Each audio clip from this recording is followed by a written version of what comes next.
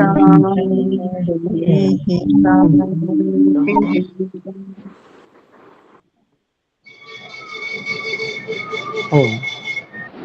निवेदन है, कृपया माइक म्यूट कर लीजिएगा। धन्यवाद। वैशेषिक दर्शन की कक्षा में हम द्वितीय अध्याय के द्वितीय आह्निक के 26 सूत्र पढ़ चुके हैं। यहाँ तक कोई भी बात हम में से पूछना चाहते हैं तो हस्तोत्थापन द्वारा सूचित करें। जी बहन रिया जी बोले। जी ओम नमस्ते गुरुजी। गुरुजी तो द्वितीय अध्याय द्वितीय आह्निक के 24वें सूत्र में जो अंतिम पंक्ति है गुरुजी, अथापि शब्दः खलु संयोगजो विभागजश् पुनः। गुरुजी ये पंक्ति का अर्थ स्पष्ट नहीं हुआ मुझे, गुरुजी एक बार इसको फिर से समझा दें।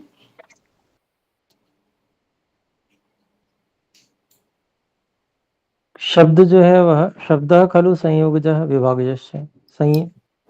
संयोग जो है वो संयोगज भी है और विभागज भी है। शब्द जी गुरुजी। शब्द जो है संयोग से भी उत्पन्न होता है और विभाग से भी उत्पन्न होता है।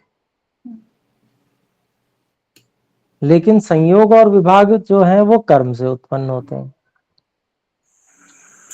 संयोग कैसे होगा? दो चीजों में संयोग तभी तो होगा जब उसमें कर्म कराया जाएगा। कम से कम एक में कर्म होगा। जैसे मान लीजिए एक हाथ से दूसरे हाथ का संयोग कराना है तो क्या करेंगे? एक हाथ को कम से कम गति देंगे तब दूसरे हाथ तक वो पहुंचेगा। ये कर्म हुआ, कर्म के कारण से संयोग हो पाया। ऐसे विभाग करना है उसका तो फिर दोबारा कर्म करना पड़ेगा, किसी एक हाथ को दूर ले जाना पड़ेगा। तो संयोग और विभाग जो है वो कर्म से उत्पन्न होते हैं। ठीक है जी गुरुजी। इति अपि वैपरीत्यम आपद्यते। तो यह विपरीतता भी आती है कि भाई जो संयोग और विभाग है वो कर्म से उत्पन्न हो रहे हैं, शब्द नहीं। शब्द तो संयोग और विभाग से उत्पन्न हो रहा है। मतलब देखिए सीधा कारण देखा जाता है, हमेशा याद रखिए। जो बिल्कुल सीधा कारण होता है उसी को कारण माना जाता है। बाकी कारण परंपरा में बहुत सारी चीजें हो सकती हैं, परंपरा में हो सकती हैं, लेकिन कारण उसी को माना जाएगा जो बिल्कुल सीधा कारण है। ठीक है। जी गुरुजी। तो यहाँ पर जो शब्द का शब्द के कर्म होने में ये विरोध आ रहा है कि शब्द कर्म नहीं है। ना तो शब्द कर्म है, ना ही शब्द का कारण कर्म है, बल्कि शब्द का जो कारण है वो संयोग और विभाग है, और संयोग और विभाग का भी कारण कर्म है। तो अंतर है काफी। जी गुरुजी। ये कहते हैं। जी गुरुजी। शब्द संयोग और विभाग से उत्पन्न होते हैं और यह जो संयोग और विभाग है वो कर्म से होते हैं, इसलिए शब्द जो है वो कर्म नहीं हो सकता। हाँ, शब्द कर्म नहीं है, दोनों अलग अलग हैं। जी गुरुजी, स्पष्ट हो गई। धन्यवाद गुरुजी। गुरुजी एक और शंका थी, जो 25वें सूत्र में कह रहे हैं पहली पंक्ति में आशु विनाशः योपवर्ग आशु विनाशः, यानी ये इनके बारे में कह रहे हैं कि अपवर्ग यानी शीघ्र नाश वाला व्यवहार है इसका, शब्द का। तो इससे कैसे अर्थ लेंगे गुरुजी? ये जो हमने और भी जो पढ़ा है कि अक्षरम नक्षरम विद्यादर्शनो तेरवा सरोक्षरम, तो इससे और इस बात में क्या अंतर है गुरुजी? देखिए ये यहाँ पर जो शब्द उत्पन्न हो रहा है, जो हमें सुनाई पड़ रहा है, जी गुरुजी। वो शब्द की चर्चा है। नित्य शब्द की चर्चा यहाँ नहीं है। शब्द जो है वह नित्य भी है। जी। जो शब्द नित्य है उसकी चर्चा यहाँ नहीं है, ये समझ लेना है बस। जी गुरुजी, स्पष्ट हुई बात। ये जो शब्द जो उत्पन्न हो रहा है और नष्ट हो रहा है वो स्पष्ट है। जी। वो हमें पता भी चल रहा है जी। कि उत्पन्न हुआ और नष्ट हो गया, खत्म हो गया।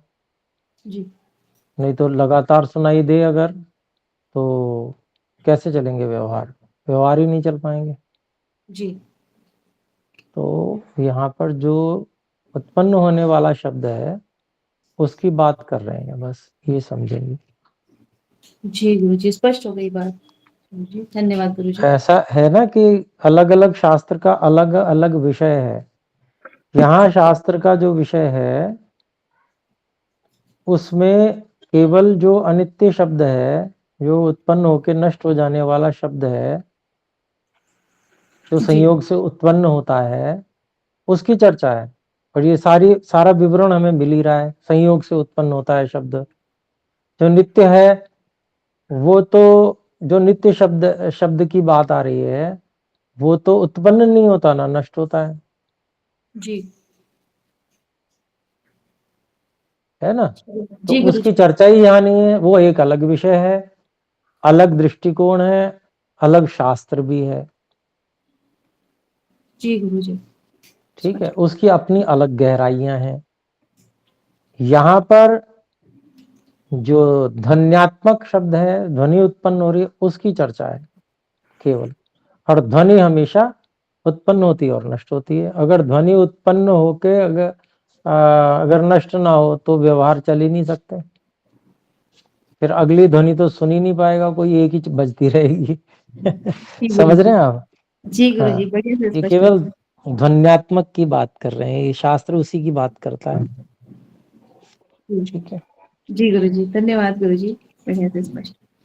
जी ओम गुरु जी, मैं भी प्रश्न पूछ सकता हूँ क्या? हाँ जी, पूछिए। जी गुरु जी, मेरा पहला प्रश्न था कि जहाँ पर जो हम योग, यहाँ पर जो हम लोग वैशेषिक दर्शन पढ़ रहे हैं, इस पुस्तक में भी तो जो भी लिखे हैं उन्हें शब्द कह रहे हैं। और शब्द जो जो लेखक है हमारे ऋषि मुनि आदि, उन्होंने तो सुना होगा, फिर उनके मन में इन वर्णों के चित्र बने होंगे, तब उन्होंने लिखा होगा। तो क्या इसे भी शब्द कह सकते हैं? नहीं, शब्द संकेत हैं वो शब्द संकेत हैं। और शब्द संकेतों के चित्र नहीं बना करते, उसको सुनिश्चय किया जाता है। जैसे एक भाषा देवनागरी लिपि है, तो लिपि में शब्द अक्षरों का क्या आकार हो ये तय कर लिया गया पहले। वो ऋषियों ने किया होगा या ईश्वर की प्रेरणा से किया होगा। अपने आप तो व्यक्ति कुछ कर ही नहीं सकता, तो जी उसमें है ही नहीं सामर्थ्य। ईश्वर की प्रेरणा जो आरंभिक ऋषि होंगे उनको हुई होगी कि इस प्रकार से शब्दों को अभिव्यक्त करने का ये ढंग भी बनाया जाए। केवल ध्वनि उत्पन्न करके ही मात्र नहीं किया जाए, बल्कि उनके शब्द संकेत भी बनाए जाएं, जिससे जिससे कि हम दोबारा से उसको देखकर ध्वन्यात्मक शब्द को उत्पन्न कर सकें। मैं जो शब्द बोल रहा हूँ वो ज्यादा भारी तो नहीं हो रहे आपके लिए? नहीं समझ में आ नहीं। रहे हैं? जी जी गुरु आ जी, रहे सब हैं। अरे हाँ, तो देखिए, ये जो शब्द संकेत हैं, ये शब्द नहीं है, ये शब्द के संकेत हैं। किसी भी चीज के लिए कोई संकेत तय कर लिया जाता है, तो वो संकेत से हम दोबारा से उसको अभिव्यक्त करने में हमें आसानी होती है, स्मरण रखने में आसानी होती है। तो जैसे कॉपी में हम नोट कर लेते हैं, लिख लेते हैं, फिर जैसा हम पहले बोल रहे थे उसी को हमने नोट कर लिया, अर्थात वो शब्द संकेत हो गए। उन संकेतों को हमने नोट कर लिया। अब उन्हीं संकेतों को हम दोबारा से ज्यों क्या का त्यों बोल सकते हैं, ध्वन्यात्मक रूप में ला सकते हैं, क्योंकि हमें पता है कि कौन से संकेत से कौन सा संकेत कैसी ध्वनि के लिए हमने तय किया था। जी गुरु जी। या तय हमने नहीं किया था तो जिसने भी तय किया था उससे हम सीखे। तो हमें ये पता है कि इस प्रकार के संकेत के लिए इस प्रकार की ध्वनि निकाली जाती है। जी गुरु जी। ठीक है, जी गुरु जी, स्पष्ट है। एक और शंका पूछ सकता हूँ क्या? पूछिए पूछिए। जी गुरु जी, दूसरी शंका ये है कि शब्द से शब्द की उत्पत्ति कैसे होती है? शब्द जब हम बोलते हैं तो शब्द एक स्थान से दूसरे स्थान तक पहुंचता है, तभी वह कान से सुना जाता है। मतलब कर्णेंद्रिय का जो सिस्टम है, जो प्रणाली है, वहां तक पहुंचने का एक क्रम है शब्द का। तो जी हमने यहाँ शब्द बोला, शब्द तो जहां संयोग हुआ वहां उत्पन्न हुआ। भाई शब्द कहाँ उत्पन्न हुआ? जहां संयोग हो रहा है। क्या सब जगह उत्पन्न हो गया? जी गुरु कहाँ हुआ बताइए आप? जहां संयोग जी हो रहा है गुरु जी वहीं तो संयोग उत्पत्ति होगी ना। भाई जहां कारण है वहीं कार्य उत्पन्न होगा। तो कारण संयोग है। मान लीजिए हाथ, दो हाथों को मिलाया, संयोग हुआ तो ताली बजी। तो जी ताली की जो ध्वनि थी वहां जहां संयोग हो वहां उत्पन्न हुई, लेकिन ये कान तक पहुंच रही है और सुनाई भी दे रही है कि हाँ ताली बजी। तो यहाँ पर जो ये बीच में पहुंचने का क्रम है, यहाँ शब्द से शब्द उत्पन्न हो रहा है। शब्द से शब्द का मतलब शब्द से जो तरंग है शब्द की, वो वायु के अगले जो वायु कण हैं या परमाणु हैं, उनमें कंपन उत्पन्न कर रही है संयोग होके, और फिर से शब्द उत्पन्न हो रहा है। फिर जो शब्द उत्पन्न हो रहा है वो यही काम आगे के वायु के कणों के साथ कर रहा है। तो ऐसे शब्द से शब्द उत्पन्न होते होते होते होते, क्योंकि आप देखिए संयोग तो हुआ हाथ का हाथ से, ये संयोग तो यहीं पर है, ये संयोग उठ के तो कान तक गया नहीं। फिर वो शब्द कैसे पहुंचा कान तक? तो आजकल की साइंस भी इस बात को मानती है कि ध्वनि जो है, ध्वनि की जो गति हो प्रतीत हो रही है, वो वास्तव में नया नया शब्द आगे बढ़ रहा है और उसकी जो है तीव्रता भी कम होती जाती है। बहुत दूर जाएंगे तो उसकी तीव्रता कम होती जाएगी, क्योंकि संयोग जितनी गति से हुआ था हाथ का, और अब आगे वायु में जो संयोग हो रहे हैं, वहां पर वायु के परमाणु और वातावरण का कुछ घर्षण है, जिसके कारण से उस संयोग की तीव्रता कम होती जाती है। कम होती जाती है तो शब्द भी आगे, अगला अगला शब्द कम होता जाता है, ध्वनि की तीव्रता कम होती जाती है, दूर तक बहुत धीमी ध्वनि ध्वनि पहुंचेगी। ये बात तो हम जानते ही हैं, अथवा नहीं? जी गुरु जी जानते हैं।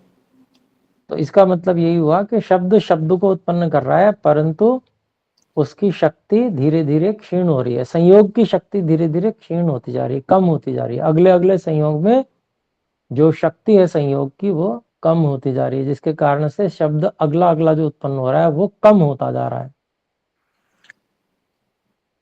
तो जो शब्द है वो उत्पन्न होके अगली में कंपन उत्पन्न करता है, अर्थात आगे संयोग उत्पन्न करता है और स्वयं समाप्त हो जाता है। फिर जो कंपन उत्पन्न हुआ उससे शब्द उत्पन्न हुआ संयोग से, वो अगला शब्द है। उससे फिर आगे कंपन उत्पन्न हुआ और ये समाप्त हो गया, अगला शब्द फिर उत्पन्न हो गया। ऐसे चलता है ये। जी गुरु जी। ठीक हो गया? जी गुरु जी बहुत अच्छे से स्पष्ट हो गया, बहुत बहुत धन्यवाद गुरु जी। धन्यवाद जी। चलिए, तो और कोई नहीं है तो आगे बढ़ते हैं। देखिए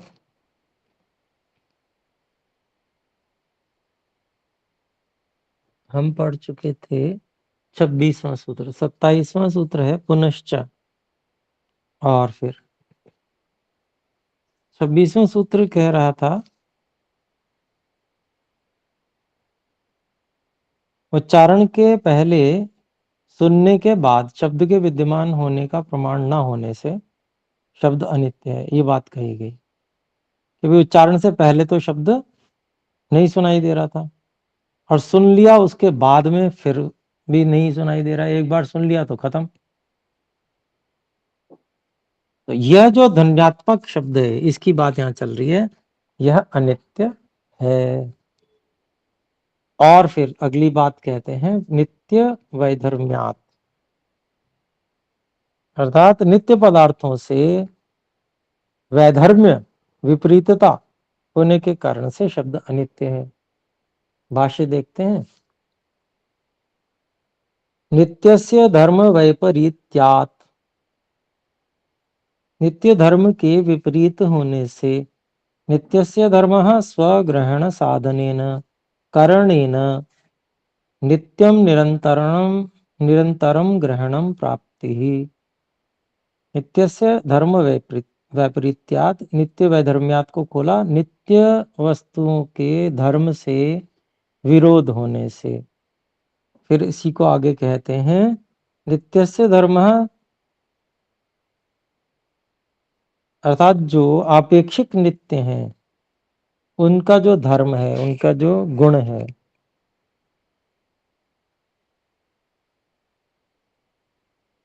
वह स्वग्रहण साधनेन, अपने ग्रहण करने के साधन के द्वारा, अर्थात करणेन, साधनेन करणेन एक ही बात है, करण के द्वारा, साधन के द्वारा, नित्यम निरंतर, निरंतरम लगातार, है ना, ग्रहणम जाना जाता है, प्राप्ति ही प्राप्त होता है। फिर कहते हैं शब्दस्तु स्वग्रहण साधनेन न नित्यम निरंतरम गृह्यते। लेकिन शब्द कैसा है? शब्द तो अपने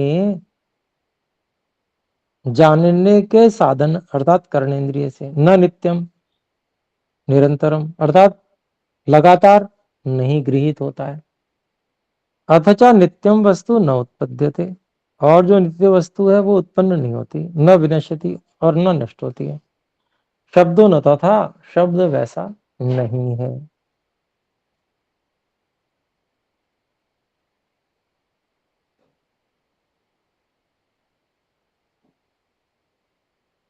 तो उदाहरण के लिए तो हम देख ही चुके हैं भाई, वस्तु का रूप है वो निरंतर ग्रहण होता है, ऐसा नहीं है कि रूप खत्म हो गया।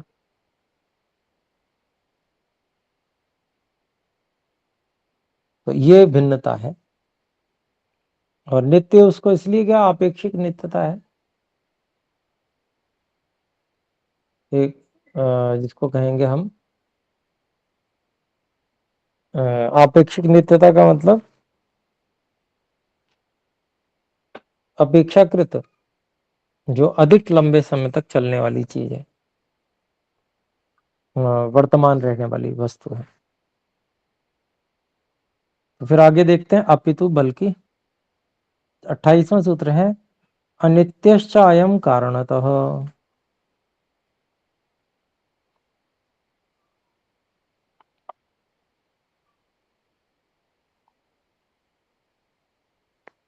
तो यह उच्चारणादि कारणों से उत्पन्न होने के कारण से अनित्य है। शब्द ध्वनि नित्य नहीं है।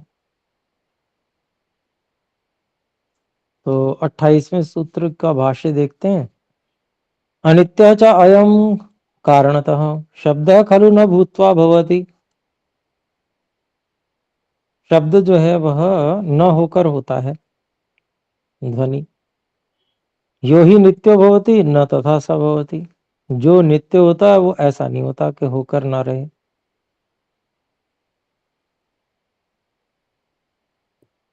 नहीं, न होकर उत्पन्न हो जाए, नित्य ऐसा नहीं होता। पहले नहीं हो और बाद में उत्पन्न हो जाए, ऐसा नहीं होता। सातु सर्वदा भवति, वो हमेशा ही रहता है।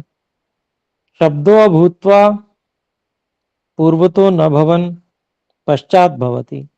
शब्द क्या है? वो अभूत्वा, पहले नहीं था, उसी को खोला। पूर्व तो न भवन, पहले न होता हुआ। पश्चात भवति, बाद में उत्पन्न हो जाता है।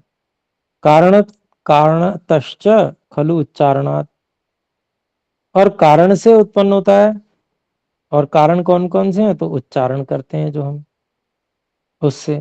फिर भेरी दंडादि ताड़नात्वा, या ढोल को डंडे से पीटने से उत्पन्न होता है, वो कारण है उसके उत्पन्न होने का। तस्मात् शब्दों न पूर्वतो विद्यमानो अस्ति, इसलिए जो शब्द है अर्थात ध्वनि है वो पहले से विद्यमान नहीं है। किंतु स त्वनित्य, वह तो अनित्य है। फिर 29वां सूत्र है न चा सिद्धम विकारात, न च असिद्धम विकारात। तो शब्द जो है कारण से उत्पन्न होता है, ये बात असिद्ध नहीं है। शब्द में विकार, तीव्रता, मंदता भी होती है, जिसकी बात हमने अभी थोड़ी देर पहले की थी। तो विकार का मतलब क्या है कि कुछ कमी आ जाए या कुछ बढ़ जावे, तो ध्वनि में भी ऐसे ही होता है। भाष्य देखते हैं।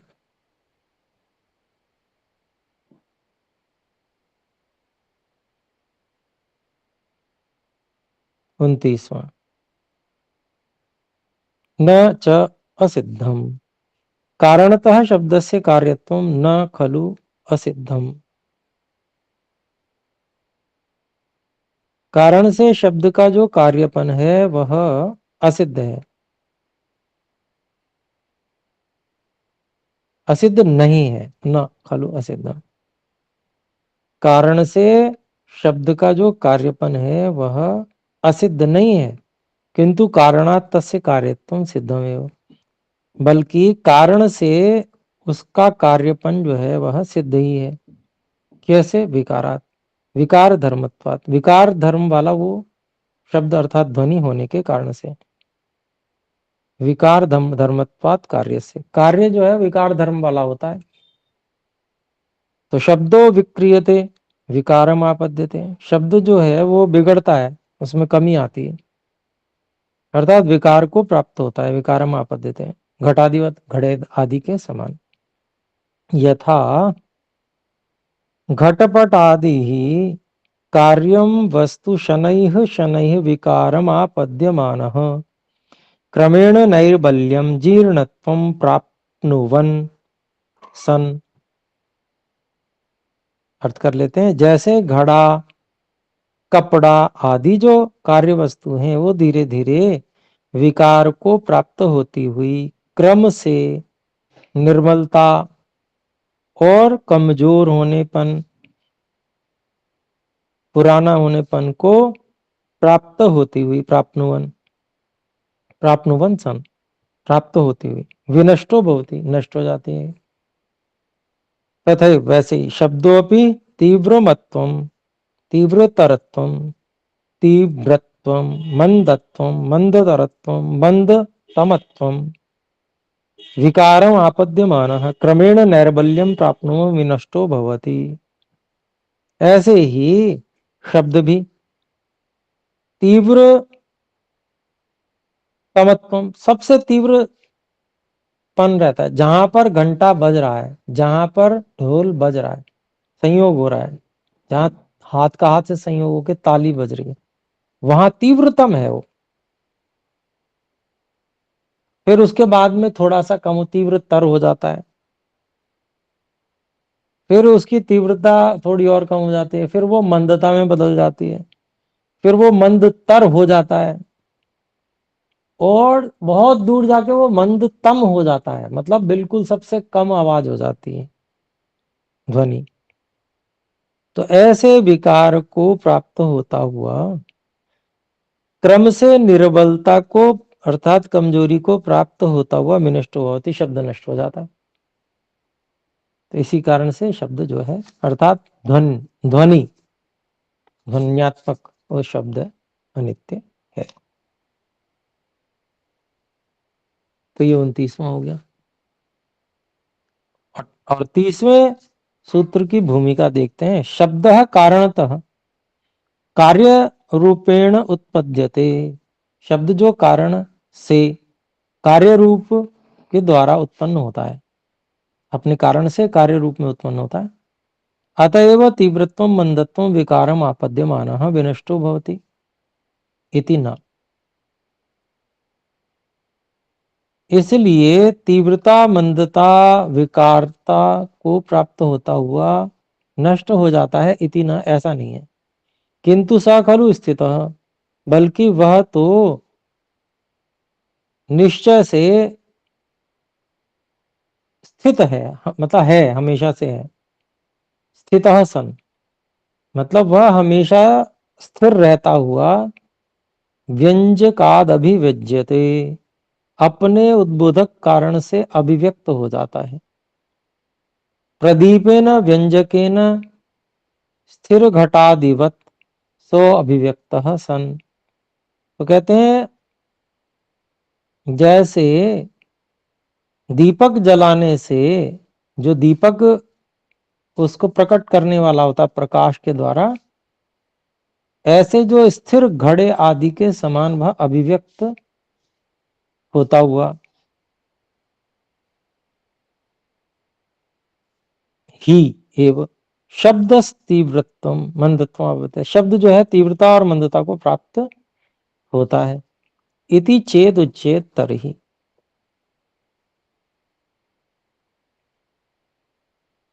यदि ऐसा कहा जाए तो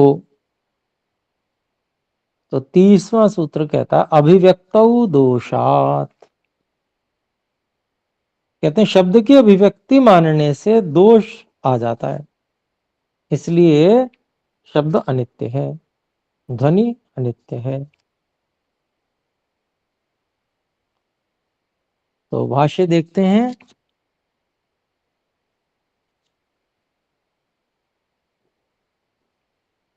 समय हो गया, तो भाष्य भी फिर हम अगली कक्षा में देख लेंगे। तो अभी फिर विराम करते हैं। आइए एक बार ओम का उच्चारण करें।